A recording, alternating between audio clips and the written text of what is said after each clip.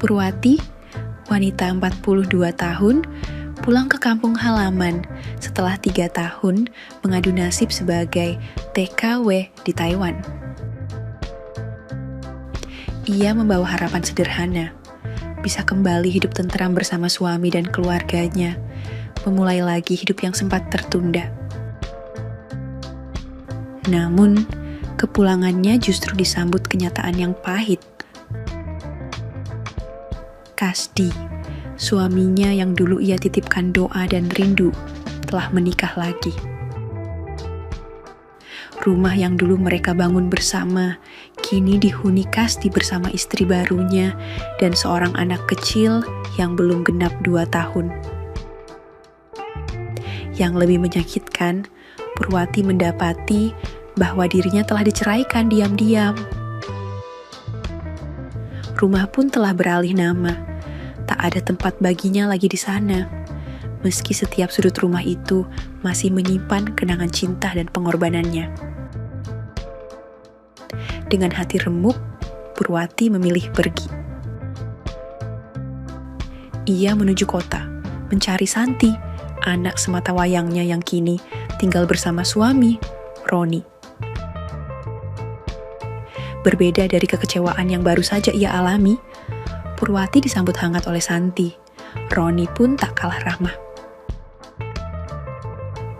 Rumah kecil mereka mungkin sempit dan sederhana, namun kehangatan yang menyambut Purwati jauh lebih luas dari rumah besar yang telah menolaknya. Santi, 21 tahun, kini menjalani hari-hari sebagai pebisnis rumahan. Ia menjual jajanan sederhana di depan rumah, dibantu sang ibu yang kini menjadi bagian penting dalam hidup mereka. Purwati pun menemukan ketenangan baru dalam kesibukan, dalam senyum pelanggan, dan dalam candaan ringan dari sang menantu. Bu Purwati ini magnet dagangan Santi, ucap Roni sambil tertawa ketika melihat banyak pembeli lelaki yang kini rutin datang ke lapak kecil mereka. Purwati hanya tersenyum. Santi pun ikut tergelak, merasa senang ibunya kembali bersinar setelah badai. Namun, waktu, sebagaimana hujan yang pelan tapi pasti mengikis bebatuan, menyusupkan sesuatu yang tak terduga. Roni yang semula hanya mengagumi Purwati sebagai ibu mertua yang cantik dan keibuan, mulai merasakan getar yang berbeda. Mereka tinggal serumah, dalam sempitnya ruang, batas-batas menjadi tipis. Dalam keakraban, rasa bisa menyamar. Dan dalam keheningan malam, mata yang semestinya terpejam, kadang justru menjadi saksi dari perasaan yang tumbuh di tempat yang salah. Sementara itu, Purwati sendiri tak bisa memungkiri bahwa ia merasa dihargai, dilihat kembali sebagai wanita. Roni berbeda dari Kasdi, lebih muda, perhatian, dan tak pernah marah-marah seperti suaminya dulu. Tapi Purwati tahu, di hadapannya ada tembok besar bernama Santi. Waktu berlalu, 6 bulan sudah Purwati hidup serumah dengan anak dan menantunya di kota. Rutinitas sederhana mengisi hari-hari mereka, namun diam-diam ada sesuatu yang berubah. Roni yang dulunya bersikap sopan tanpa cela terhadap ibu mertuanya, kini mulai memandang Purwati dengan cara yang lain. Ada sesuatu dalam dirinya yang sulit ia kendalikan. Sesuatu yang perlahan tumbuh dari kekaguman menjadi rasa yang lebih dalam. Sebagai petugas security, Roni kerap pulang larut malam. Malam itu, jam 2 dini hari, ia membuka pintu rumah dengan kunci cadangan, melangkah perlahan di keheningan. Di ruang tengah, ia mendapati Purwati tertidur di atas matras tipis, televisi masih menyala remang. Sekilas, Roni ingin membangunkannya, membujuk Purwati kembali ke kamar, tapi langkahnya terhenti. Pandangan matanya terpaku pada sosok Purwati yang tidur pulas, dengan daster yang sedikit tersingkap, memperlihatkan paha putih bersih yang berkilau dalam cahaya redup televisi.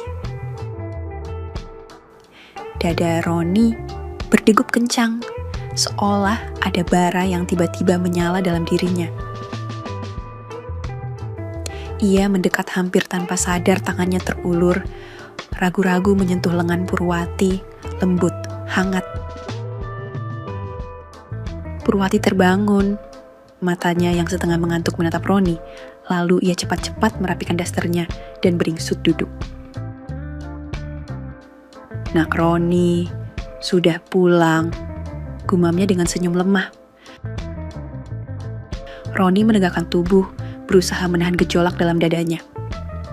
"Iya, Bu. Saya baru pulang. Saya lihat Ibu tidur di sini, niatnya mau bangunin, tapi Ibu kelihatan nyenyak banget." Purwati mengangguk pelan. Ia berdiri, mengajak Roni ke dapur kecil. Dengan cekatan, ia membuatkan kopi, tangan-tangannya yang cekatan bergerak dalam diam. Mereka berbicara ringan, obrolan sederhana tentang lapak dagangan, tentang pelanggan yang suka membeli risoles buatan Purwati. Tapi di balik tawa kecil mereka, ada sesuatu yang menggantung di udara, sebuah ketegangan halus yang belum mereka sadari sepenuhnya. Malam itu berlalu, namun sejak kejadian kecil itu, sesuatu berubah. Roni sering mencuri pandang, memperhatikan gerak-gerik Purwati saat menggoreng pisang atau menata kue di lapak. Sesekali, saat Santi sedang ke pasar atau sibuk di dapur, Roni dan Purwati saling bertatapan lebih lama dari seharusnya, lalu buru-buru mengalihkan pandangan. Dan Purwati, meski berusaha menepis, tak bisa menutup hatinya dari perasaan aneh yang mulai bersemi. Ada senyum tipis yang muncul tanpa sadar saat ia menyadari Roni memperhatikannya. Ada debar halus saat tanpa sengaja tangan mereka bersentuhan. Ia sadar, ia merasa bersalah, tapi ia juga merasa hidup. Di tengah reruntuhan rumah tangganya yang lalu, di tengah usia yang mulai senja, Purwati menemukan dirinya masih bisa membuat seseorang berdebar. Masih bisa membuat seorang pria muda, suami anaknya sendiri, memandangnya sebagai wanita. Sementara di sudut hatinya yang lain, ada rasa takut yang mulai tumbuh. Takut bahwa batas yang tipis ini suatu saat akan pecah. Dan malam demi malam, benih-benih itu makin dalam tertanam. Purwati hanyalah seorang wanita biasa. Tubuhnya lelah, jiwanya rapuh. 3 tahun di negeri orang, mengabdi demi keluarga, hanya berakhir dengan kenyataan pahit. Dirinya diceraikan, ditinggal, dilupakan. Sudah hampir setahun ia menjanda. Namun jika dihitung lebih jujur, hampir 4 tahun ia tidak merasakan sentuhan kasih. Tak ada peluk hangat, tak ada belayan yang menenangkan, hanya kesepian yang diam-diam merayap di setiap malam. Wajahnya memang masih sanggup tersenyum di siang hari, saat membantu Santi di lapak jajanan, saat melayani pelanggan dengan ramah. Tapi malam selalu menjadi sunyi yang tak tahu diri. Malam itu, Purwati sempat terlelap, tapi tiba-tiba ia terbangun. Bukan karena mimpi buruk, melainkan suara samar dari kamar sebelah. Ia mengenal suara itu, tawa kecil Santi, Lalu desahan pelan yang berubah makin intens, bunyi ranjang kayu yang berderit pelan-pelan. Roni dan Santi, suami istri yang tengah berikhtiar mendapatkan anak, sedang melepas rindu mereka. Itu hal wajar, pikir Purwati. Mereka masih muda dan cinta mereka masih hangat. Namun telinga Purwati tak bisa menutup suara itu dan hatinya tak bisa menolak getaran yang muncul perlahan. Samar-samar, suara berat Roni memanggil nama Santi, diiringi tawa cekikikan manja. Sebuah kebahagiaan kecil yang menyelinap di balik dinding tipis rumah BTN itu. Purwati hanya bisa berbaring dalam diam, matanya menerawang ke langit-langit kamar, tapi pikirannya melayang jauh. Ia bahagia, tentu saja, melihat putri kesayangannya dicintai dan dimanja. Tapi di balik kebahagiaan itu ada sesuatu yang mencubit batinnya sendiri. Ia pun ingin dicintai, ingin dipeluk, ingin dibisikkan kata rindu. Tanpa sadar, air matanya menggenang. Bukan karena cemburu, tapi karena rindu yang lama terpendam dan tak pernah sempat diberi ruang. Tangannya bergerak sendiri, lembut, pelan, seolah ingin menenangkan hatinya yang bergejolak, atau setidaknya menyentuh sejumput kenangan tentang bagaimana rasanya menjadi wanita yang diinginkan. Suara dari kamar sebelah menjadi latar yang menggetarkan, membuat jantung Purwati berdetak lebih cepat. Tubuhnya bergetar perlahan dalam senyap yang panjang. Dan malam itu, untuk pertama kalinya, Purwati mengakui sesuatu yang selama ini berusaha ia tolak. Ia merindukan sentuhan, ia merindukan lelaki, ia merindukan Roni. Perasaan itu belum pernah ia akui. Tapi setelah malam-malam yang penuh bisikan dan rintihan dari kamar sebelah, rasa itu tumbuh diam-diam, seperti bunga liar di tepi jurang, indah, tapi penuh bahaya. Dan dari hari ke hari, tatapan Purwati pada Roni mulai berubah. Ada debar yang tersembunyi, ada kehangatan yang ia simpan rapat-rapat di balik senyum keibuannya. Yang tak ia tahu, Roni pun menyimpan getar yang sama. Mereka hanya belum tahu kapan badai itu akan tiba. Hingga suatu ketika, sebuah percakapan sederhana di ruang tengah menjadi awal dari kedekatan yang lebih dalam antara Roni dan Purwati. Malam itu, hujan turun perlahan, membasahi genteng rumah kecil mereka dengan irama yang menenangkan.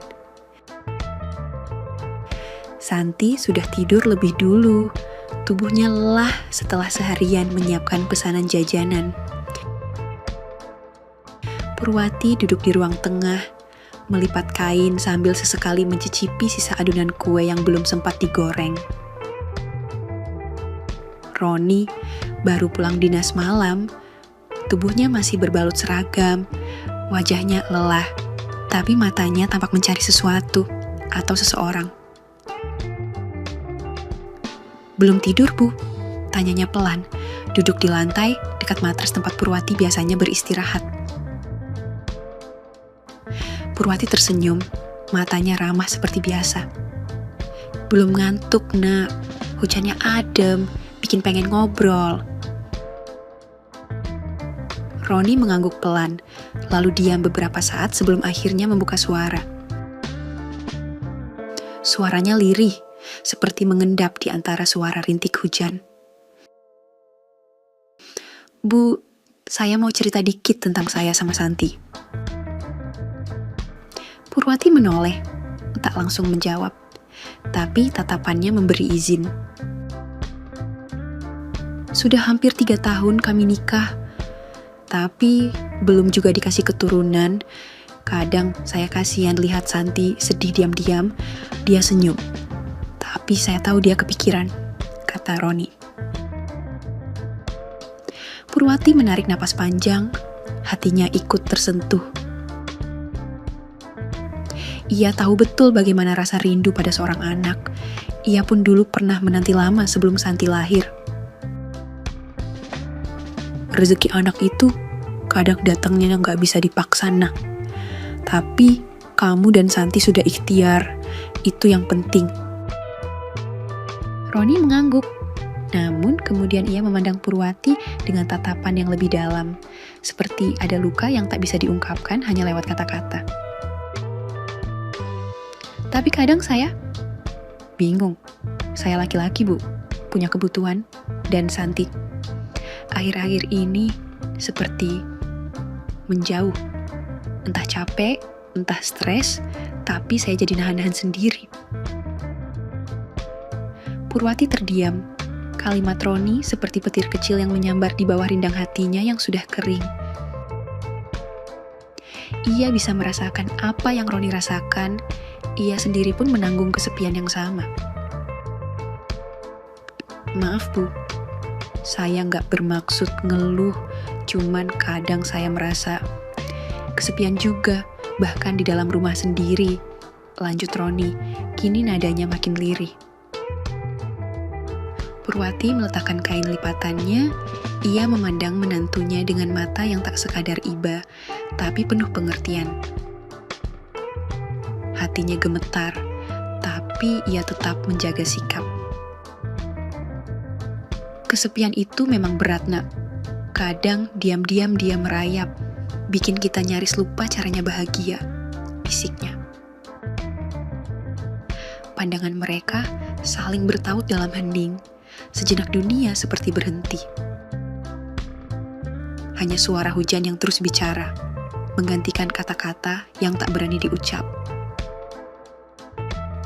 Roni tersenyum kecil, tapi tatapannya tak bisa berbohong. Dan saat itu, Purwati tahu bahwa benih yang dulu hanya angan, kini mulai tumbuh menjadi hasrat yang nyata.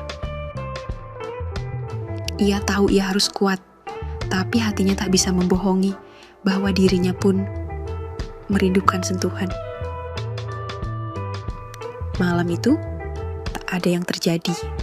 Tapi, keheningan yang tercipta di antara mereka jauh lebih berbahaya dari pelukan manapun. Beberapa hari setelah percakapan itu, sebuah kesempatan datang tanpa direncanakan. Santi terpilih mengikuti pelatihan UMKM yang diadakan oleh Dinas Koperasi di kota tetangga. Pelatihan itu berlangsung selama 3 hari, lengkap dengan penginapan. Awalnya Purwati khawatir meninggalkan rumah, tapi Santi justru meyakinkannya. Bu, jaga rumah ya, kasihan Roni kalau nggak ada yang bikinin kopi tiap malam, kata Santi sambil tertawa. Tak tahu betapa dalam kata-kata itu bisa berarti.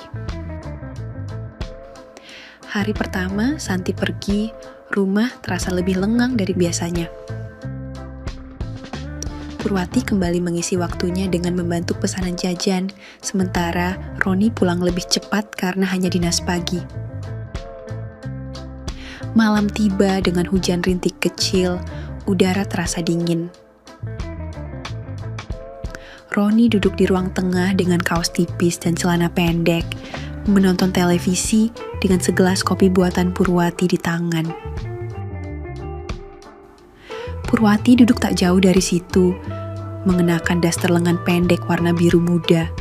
Sesekali mereka saling melirik tanpa sadar. Enak banget kopi buatan ibu, rasanya beda, kata Roni pelan. Purwati hanya tersenyum. Biasa aja, mungkin karena kamu capek. Tapi malam itu berbeda, tak ada Santi, tak ada batas, dan tak ada alasan untuk menjaga jarak yang selama ini ada secara tak kasat mata.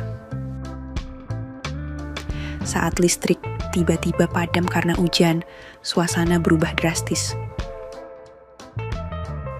Gelap ya, Bu? Bentar, aku ambil lilin, ujar Roni meraba-raba ke dapur. Saat ia kembali, cahaya lilin memperlihatkan siluet wajah Purwati yang terlihat lebih lembut dari biasanya, dengan sorot mata yang tak biasa. Mereka duduk berdua di depan lilin yang menyala di meja kecil. Dingin ya, Bu? Kata Roni sambil merapatkan jaket tipisnya. Purwati mengangguk. Iya, rumah ini kalau hujan memang suka lembab. Lalu keheningan, tak ada suara selain detak hujan di atap dan suara jantung yang makin tak menentu. Roni menatap wajah Purwati. Bu, boleh saya jujur? Purwati menoleh pelan, mencoba tersenyum, tapi senyum itu bergetar. Apa, Nak? Aku kadang nggak ngerti kenapa bisa kepikiran terus tentang malam itu, tentang ibu. Purwati membeku, nafasnya tercekat. Roni? Suaranya lirih, setengah ingin menghentikan, setengah tak sanggup menolak. Tangan Roni terulur, menyentuh tangan Purwati yang dingin. Saya tahu ini salah, Bu, tapi hati ini kadang nggak bisa bohong. Purwati tak menarik tangannya. Ia hanya menunduk, mata berkaca, dada sesak. Aku juga perempuan, Ron, yang lama tak disentuh, yang lama tak dipeluk. Bisiknya pelan, nyaris tak terdengar. Dan malam itu, mereka tak bicara lagi. Hanya membiarkan waktu dan lilin menjadi saksi akan dua hati yang sama-sama terluka. Tapi saling menemukan hangat di tengah dinginnya hujan. Hujan makin deras, lilin kecil itu bergetar diterpa angin dari jendela yang sedikit terbuka. Tangan Roni yang menyentuh tangan Purwati semula hanya menggenggam lembut, tapi perlahan ia membelai punggung tangan itu, mengirimkan gelombang hangat ke seluruh tubuh Purwati yang selama ini hanya ditemani sepi. Ibu, saya serius, bisik Roni, suaranya serak. Purwati menarik napas panjang, mencoba menguatkan dirinya. Roni, jangan, kita salah, ucapnya dengan suara lirih, hampir tanpa tenaga. Tapi kata-kata itu terdengar lebih seperti permohonan untuk diselamatkan, bukan penolakan sungguhan. Roni mendekat, menatap wajah Purwati yang hanya setengah diterangi lilin, tampak lebih cantik, lebih rapuh, dan lebih menggoda dari yang pernah ia bayangkan. Ibu, butuh pelukan. Butuh hangat, kan? Roni membisikkan kalimat itu sambil perlahan memeluk Purwati dari samping. Purwati memejamkan mata, ada pergolakan hebat di dalam dadanya. Ia tahu ini salah, ia tahu ini gila, tapi malam ini tubuhnya sendiri mengkhianatinya. Jiwa dan raganya berteriak ingin dihangatkan, ingin dipeluk, ingin dicintai, meski hanya sekali. Tangan Purwati sempat berusaha mendorong dada Roni, namun dorongan itu lemah, tak sepenuh hati. Dan saat Roni memeluknya lebih erat, Purwati akhirnya bersandar di dada menantunya itu, menangis pelan, membiarkan air matanya menetes tanpa bisa dikendalikan. Maaf, Bu, saya cuma pengen ibu bahagia, gumam Roni sambil mencium rambut Purwati yang harum sabun. Pelan-pelan, bibir mereka bertemu, ragu-ragu di awal, seperti dua orang yang sama-sama takut, tapi tak lagi mampu mundur. Ciuman itu terasa lama, dalam dan menghanguskan semua benteng moral yang selama ini coba Purwati bangun. Dalam sekejap, malam itu menjadi milik mereka. Lantai dingin, kasur tipis, lilin kecil, semua seakan menghilang saat tubuh mereka saling mencari, saling menemukan. Purwati akhirnya menyerah. Ia membuka pintu hatinya yang selama ini terkunci rapat. Ia membiarkan dirinya dicintai, bukan sebagai ibu mertua, bukan sebagai perempuan tua, tapi sebagai seorang wanita, utuh dengan segala luka dan kerinduannya. Mereka tenggelam dalam malam yang panjang, diiringi suara hujan yang tak kunjung reda. Pagi harinya, Purwati terbangun lebih dulu. Cahaya matahari yang menerobos sela-sela jendela memperlihatkan wajah Roni yang masih tertidur lelap di sebelahnya. Purwati memandangi wajah itu lama. Ada sesak, ada rasa bersalah, ada rasa takut, tapi juga ada kehangatan yang selama ini ia rindukan. Dengan hati-hati, Purwati bangkit. Ia menutupi tubuh mereka berdua dengan selimut tipis, lalu berjalan ke dapur, mencoba menata hati. Saat membuatkan kopi, air matanya kembali mengalir. Bukan karena penyesalan semata, tapi karena untuk pertama kalinya, setelah bertahun-tahun, ia merasa hidup kembali. Ia merasa dicintai, walau dengan cara yang salah. Tak lama kemudian, Roni muncul, masih setengah sadar, berjalan ke arah Purwati. Tanpa kata, ia memeluk Purwati dari belakang, hangat, erat, seakan tak ingin melepaskan. "Ibu," bisiknya. Purwati hanya mengangguk pelan, membiarkan dirinya berada dalam pelukan itu barang sebentar lagi, sebelum kenyataan kembali menyeret mereka ke dunia yang penuh dosa dan rahasia. Dalam hati, Purwati berdoa lirih. "Tuhan, ampuni kami. Kami hanya 2 jiwa yang terlalu lama kesepian." Santi pulang dengan wajah cerah dan semangat baru usai 3 hari pelatihan UMKM di luar kota. Tangannya penuh oleh-oleh, keripik khas daerah, buku pelatihan, dan 1 bros cantik untuk ibunya. Purwati langsung menyambut anaknya dengan pelukan hangat. Ia menahan getaran dalam dadanya, berusaha terlihat biasa, seolah tak pernah terjadi apa-apa selama Santi pergi. Roni pun memeluk Santi, dengan senyum yang dibuat sealamiah mungkin. Tapi dalam pelukannya, ada rasa bersalah yang belum sempat bernama. Ia tak berani menatap mata Purwati selama beberapa hari setelahnya.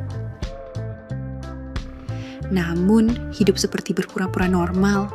Purwati kembali membantu Santi berjualan, Roni kembali kerja malam. Tapi, tiap malam ketika langkah kaki Roni terdengar memasuki rumah, jantung Purwati selalu berdegup tak menentu. Mereka tak pernah bicara lagi tentang malam itu, tak ada sentuhan, hanya diam yang kadang terasa bising sekali. Dan kemudian, 1 minggu setelah Santi pulang, pagi itu dimulai dengan suara tawa histeris dari kamar mandi. Purwati dan Roni yang sedang duduk di ruang tengah terlonjak. Santi berlari keluar sambil membawa tespek, matanya berkaca-kaca, senyum lebarnya tak terbendung. "Bu, Mas, aku hamil. Aku hamil," teriaknya. Purwati refleks memeluk anaknya, mencoba ikut bahagia, tapi pelukannya terasa kaku, matanya mencari Roni. Roni berdiri mematung, bibirnya terbuka separuh, seolah tak percaya dengan kabar itu, lalu perlahan senyumnya muncul, meski kaku. "Serius, Sar?" tanyanya dengan suara nyaris serak. "Iya, Mas, 2 garis. Aku udah ngerasa aneh dari 2 hari lalu, dan tadi pagi coba tes. Astaga, akhirnya doa kita dikabulkan," kata Santi sambil menangis haru. Purwati memeluk anaknya lebih erat, menahan air mata yang lain. Tangis bahagia Santi membuat hatinya seperti digores perlahan. Dan dalam peluk itu, tubuhnya gemetar pelan. Ia tak tahu apakah itu air mata haru atau air mata dosa yang diam-diam menagih jawab. Sore itu, saat Purwati sendiri di dapur, air matanya benar-benar tumpah. Ia mengunci pintu pelan, bersandar ke dinding, lalu menangis seperti anak kecil. Tuhan, kalau ini ujian, aku pasrah, tapi jangan biarkan aku hancurkan rumah anakku sendiri. Hari-hari setelah kabar kehamilan itu dipenuhi tawa dan harapan, Santi semakin rajin menjaga kesehatan, mulai mencatat hari-hari penting, mengatur pola makan dan menyusun rencana masa depan. Roni pun berubah menjadi lebih perhatian, lebih lembut, dan lebih sibuk dari biasanya. Purwati, ia tetap menjadi penopang diam-diam, membantu sebisanya, menyembunyikan luka-luka yang tak lagi perlu diungkap. Namun malam itu, 2 minggu setelah kehamilan Santi dinyatakan positif oleh bidan, Purwati duduk bersama Roni di teras. Angin malam berembus pelan, aroma wangi kembang sepatu dari pagar rumah menguar lembut. "Ibu mau pamit," kata Purwati tiba-tiba.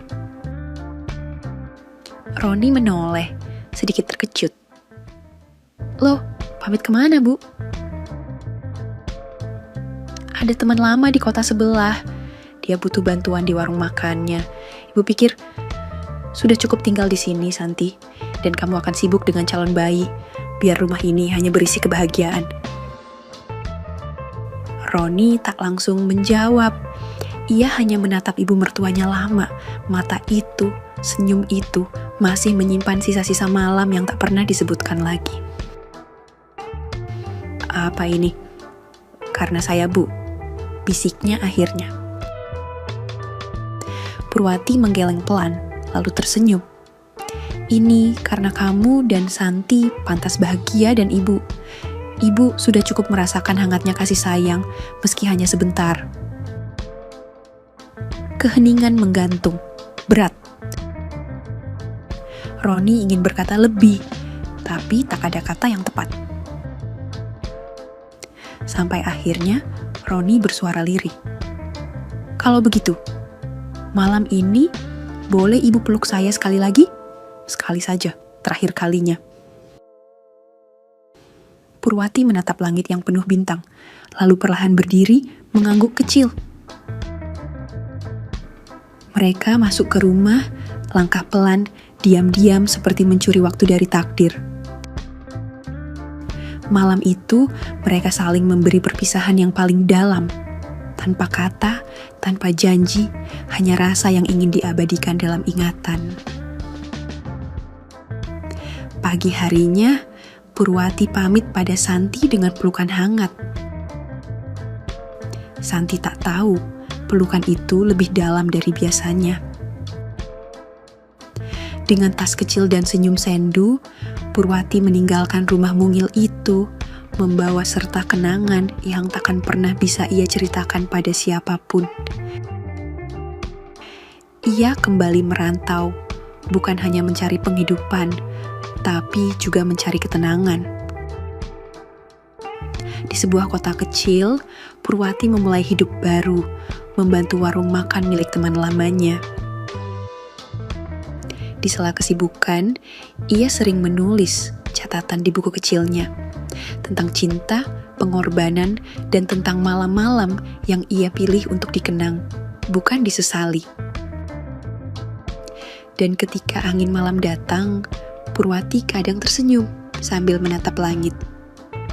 "Terima kasih, Roni, untuk membuatku merasa jadi wanita sekali lagi." Tamat. Oke, segitu dulu untuk kali ini, dan semoga kalian bosku semua terhibur hari ini ya. Sekali lagi, tidak pernah lupa, Mimin ingin mengingatkan bahwa tidak ada maksud untuk merusak moral.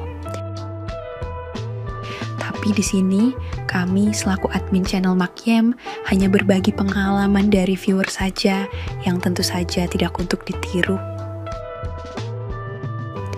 Terima kasih sudah mau mendengarkan kisah nyata ini. Ambil baiknya dan buang buruknya dari cerita kisah ini. Semoga hal seperti ini tidak terjadi kepada kita semua, bosku. Dan semoga kita semua dilindungi dari mara bahaya. Amin ya rabbal alamin. Terima kasih dan sampai jumpa di cerita selanjutnya. Jangan lupa like, komen, share, dan subscribe. Oh iya, kira-kira kalian semua bosku yang terhormat kepengen kisah-kisah yang seperti apa lagi nih? Tolong berikan komentar-komentar kalian di video ini ya.